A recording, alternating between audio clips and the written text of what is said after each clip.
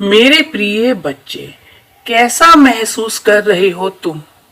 जब भी मैं तुम्हें ईश्वर का विशेष प्रिय कहता हूँ तो यह मात्र शब्द नहीं बल्कि एक गहरी सच्चाई है। यह संयोग नहीं है कि तुम्हारा जीवन बाकी लोगों से अलग है। क्या तुमने कभी महसूस किया है कि अक्सर तुम्हें अकेलापन घेर लेता है? भीड़ के बीच भी तुम्हारा मन एक अनदेखी शांति की तलाश करता है। यह यूं ही नहीं है। जिन्हें ईश्वर किसी बड़े उद्देश्य के लिए चुनते हैं, उनका मार्ग हमेशा आम लोगों से अलग होता है। वे अकेले नहीं होते, बल्कि उनके भीतर की आत्मा सांसारिक शोर से हटकर उस दिव्य ध्वनि को सुनने की लालसा रखती है जो उन्हें सही दिशा में ले जाए।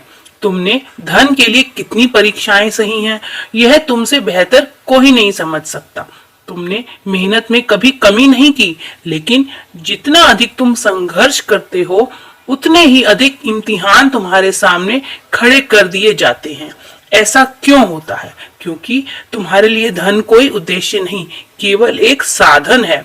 तुम्हारी सच्ची खुशी उस आत्मिक शांति में छिपी है जो तुम्हें अपने कर्म में लीन होने से मिलती है। जब भी तुम्हारे पास धन आता है, तुम्हारी पहली सोच अपने लिए नहीं बल्कि अपनों की भलाई और जरूरतमंदों की सहायता की होती है। तुम्हारा हृदय निर्मल है और यही कारण है कि तुम बार बार आर्थिक कठिनाइयों में पड़ जाते हो।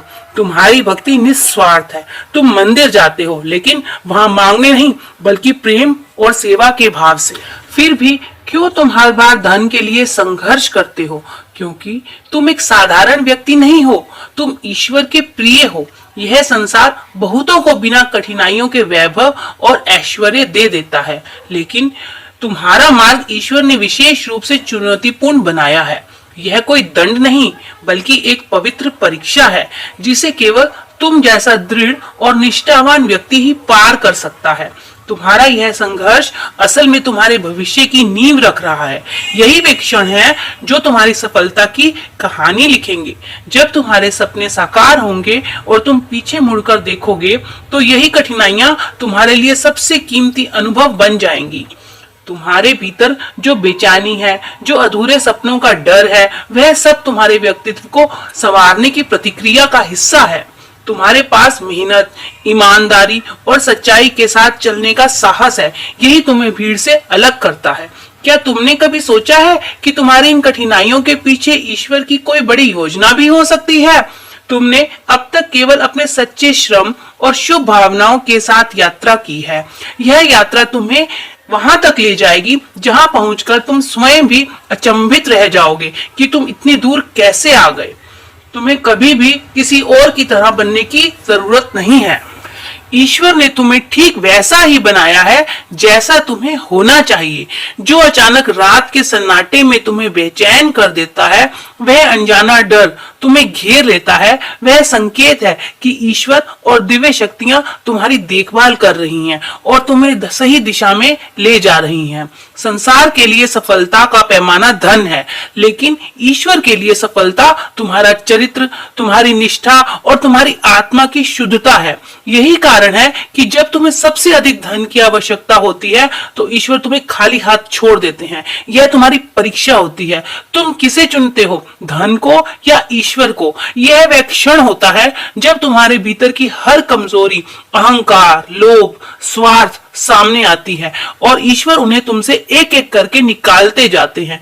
यह प्रक्रिया तुम्हें एक ऐसे दिव्य व्यक्ति में परिवर्तित कर रही है जो न केवल स्वयं के लिए बल्कि पूरी दुनिया के लिए प्रेरणा बनेगा। इसलिए जब अगली बार कोई आर्थिक कठिनाई या जीवन की परीक्षा आए तो इसे अपनी हार मत मानो। यह वह प्रक्रिया है जो तुम्हें तेजस्वी बना रही है। यह समय तुम्हें मजबूत, बुद्धिमान और निस्वार्थ बना रहा है। अब वह क्षण आ गया है जब ब्रह्मांड तुम्हें अपना आशीर्वाद देने को तत्पर है। क्या तुम इसे पूरी श्रद्धा और खुले हृदय से स्वीकार करने के लिए तैयार हो? अब ध्यान से सुनो। तुम्हें जो धन, सफलता और आनंद मिलने वाला है वह कोई संयोग नहीं, ना ही कोई उपहार है। यह तुम्हारी तपस्या, तुम्हारे धैर्य और तुम्हारी कठिनाइयों का परिणाम है। अब वह समय आ गया है जब तुम्हारे सहन किए हुए हर दर्द, हर आंसू, हर संघर्ष का प्रतिफल तुम्हें शांति और आनंद के रूप में मिलेगा। अब मुस्कुराओ, क्योंकि तुम्हारी तकदीर का नया अध्याय लिखा जा चुका है और उसमें तुम्हारा नाम सबसे ऊपर है। जय श्री राम, जय हनुमान महाराज जी की, जय नीम करोली बाबा महाराज जी की।